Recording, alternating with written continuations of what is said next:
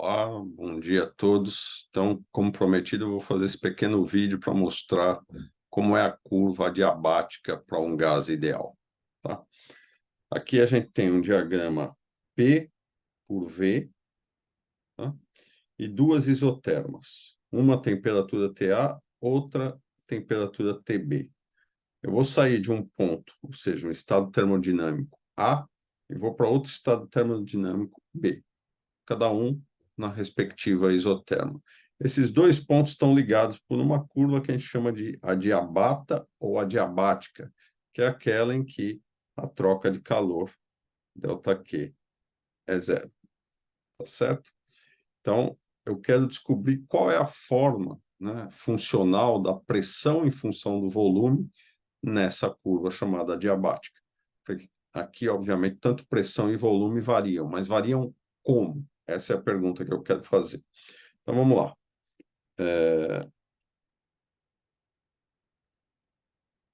A equação do gás ideal. PV igual a nRT, onde N aqui é o número de mols. Tá? Pela primeira lei da termodinâmica, para ir de A até B, eu vou ter uma variação na energia interna, em princípio, e essa variação é dada pela soma do calor trocado com o sistema menos o trabalho realizado pelo sistema, nesse caso, um gás ideal. Como eu estou numa curva adiabática ou adiabata, e o calor trocado nessa curva, por definição, é zero, então, ΔQ é zero e, portanto, a variação da energia interna é simplesmente menos o trabalho realizado. Tá? Só que a variação da energia interna, né, em forma infinitesimal, é o número de moles vezes o calor específico a volume constante, vezes a variação da temperatura. Lembrando, CV é F sobre 2 vezes R, tá? De maneira geral, onde F é o número de graus de liberdade. Mas eu não vou precisar disso aqui, né? Eu vou precisar quando eu necessitar numericamente definir qual é o valor, né, de CP ou CV. Tá?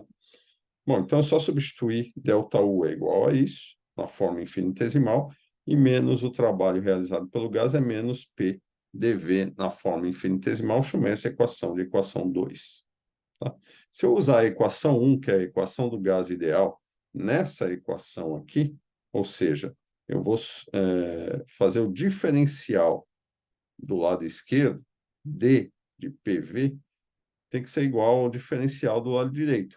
Só que NR é uma constante, portanto, é NR vezes o diferencial da temperatura. Tá? Ah, nesse sentido, o diferencial do produto é diferencial de P vezes V mais P vezes o diferencial de V. Então, eu tenho isso daqui. Esse é o diferencial do produto P vezes V. Do lado direito, eu só copiei. Tá bom? Olha, então, isolando o dt nessa equação, então essa equação permite dizer quem é o dt que eu vou substituir na equação 2.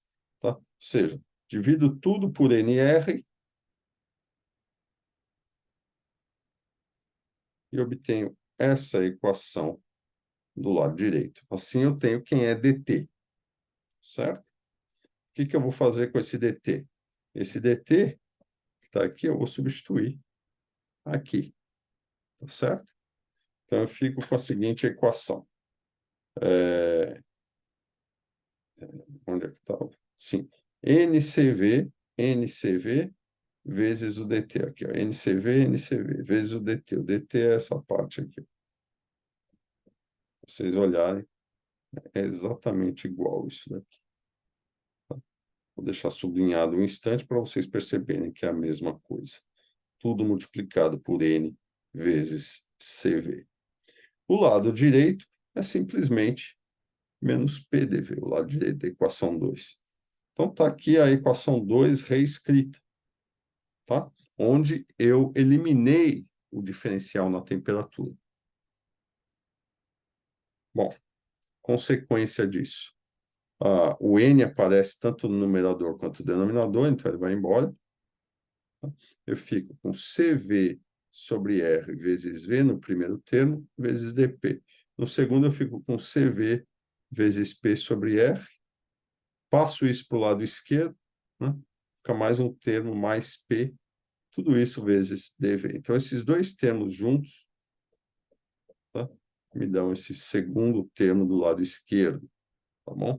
Lembrando que o menos PDV eu passei para o lado esquerdo com sinal mais. Acompanharam? Ok. Aqui eu só copiei a equação novamente, essa mesma equação. Vou dividir tudo pela pressão, tá? Tudo por P, e vou dividir tudo pelo volume. Tudo isso dividido pelo volume. O que que eu fico? Bom, quando eu dividir pelo volume, esse V vai embora, aqui vai ficar um volume, um volume. E quando eu dividir pela pressão, aqui vai ficar uma pressão, e a pressão aqui vai embora. Então, o resultado, né, é essa mesma equação, né, onde eu dividi a equação de cima, essa daqui, por P e por V. Observem, então, que é só a mesma equação reescrita, tá? Dividida por P e por V. Bom, por que que eu fiz isso? Bom, eu fiz isso pela simples razão de que agora, nesse termo aqui, eu só tenho pressão, não tenho volume. E nesse termo aqui, eu só tenho volume, não tenho pressão. Como são dois diferenciais, né, antes de fazer uma integração, que é isso que eu vou fazer em seguida, eu vou ainda rearranjar as coisas. Divide toda a equação por CV dividido por R. Então, esse termo vai embora, esse termo fica 1, e aqui fica 1 sobre CV sobre R, que é a mesma coisa que R sobre CV. Então, está aqui a mesma equação reescrita depois que eu dividi por CV vezes R. Então, é essa equação, tá? Reescrita aqui embaixo. Ora, mas quem é 1 mais R sobre CV? Isso é tudo constante, obviamente. 1 mais R sobre CV é a mesma coisa que CV mais R sobre CV. Só que CV mais R para o gás ideal, a gente sabe que é CP. Então, eu fico com CP sobre CV, que por definição é o que eu chamo de gama. É aquele fator que a gente calculou na aula, né, para o gás ideal monoatômico, que era 5/3. Tá? Então, esse fator aqui, ó, 1 mais R sobre CV, nada mais é do que o gama. Então, eu fico com 1 sobre P dP mais gama sobre V dV. Integro, né? Então, está aqui a integral. 1 sobre P dP, que é esse termo aqui, mais gama 1 sobre V dV. Gama é uma constante, como a gente viu, tá? O gás ideal. Claro, por que constante? Porque eu suponho que CP e CV não estão variando com a temperatura, tá? Isso para o gás ideal tá tudo bem, mas isso não é verdade em geral, tá? Dependendo da região de temperatura que você está, esses calores específicos, eles sim variam com a temperatura. Mas para a gente aqui, vamos considerar casos simples de que esses calores específicos não variam com a temperatura e, portanto, o gama é constante. Tá? Ok. Então, eu tenho duas integrais. Duas integrais que é do tipo 1 sobre P, nesse caso, e 1 sobre V.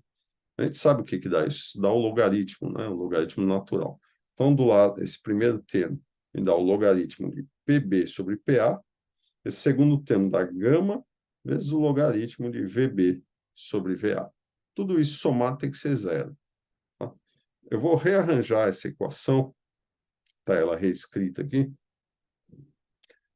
Gama multiplicando o logaritmo, eu posso levar esse gama como um expoente para o argumento do logaritmo. Foi o que eu fiz aqui. Tá? Foi a única coisa dessa passagem daqui para cá. A soma, então, agora eu tenho o logaritmo de algo mais o logaritmo de outra coisa. Né? Soma dos logaritmos é o logaritmo do produto dos argumentos, portanto, produto disso por isso. Então, a equação reescrita me dá um logaritmo de PB, VB elevado à gama dividido por PA, VA elevado à gama. Isso tem que ser zero. Tá? Pela equação, pelo que a gente construiu até agora, o logaritmo disso tem que ser zero. Bom, o único jeito desse logaritmo ser zero é que esse argumento seja igual a 1. Ou seja, PB, VB, gama, PA, VA, gama tem que ser igual a 1. Isso implica que se eu passar isso multiplicando para o lado direito, PB, VB elevado à gama é igual a PA, VA elevado à gama. Tá? Isso está me dizendo que isso é uma constante. Não importa quem é, não disse para vocês quem era o ponto A ou B. É no ponto qualquer na curva adiabática. Tá? Então, isso deve valer para qualquer ponto na adiabática. Tá? Se eu pegasse, por exemplo, o ponto aqui intermediário C, teria uma pressão PC, um volume VC. Isso deveria valer para esse ponto, porque eu não disse quem era o ponto, não especifiquei quais eram os valores de pressão e volume. Então, isso vale para qualquer ponto na adiabática com pressão e volume especificados. Então, isso é uma constante, vale a mesma coisa para qualquer ponto nessa adiabática. Para outra adiabática, a constante vai ser diferente, mas vai ter essa mesma relação.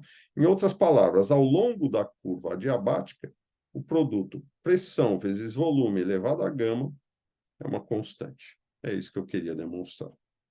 Obrigado.